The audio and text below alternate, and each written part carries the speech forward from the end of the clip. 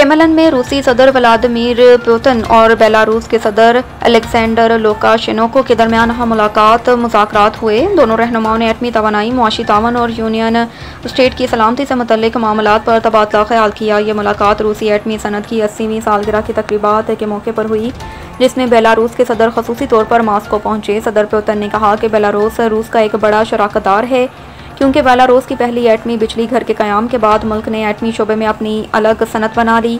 उन्होंने बताया कि बेलारूस में तकरीबन 40% बिजली एटमी तवानाई से हासिल की जा रही है, जो माजी में सिर्फ कुदरती गैस पर इन्हिसार करता था। सदर पुतिन ने इस बात पर भी रोशनी डाली कि रूस और बेलारूस के दरमियान तजारती हजम $50 अरब से तजावज़ कर चुका है और सरमायाकारी में भी रूस बदस्तूर सर फहरिस्त है।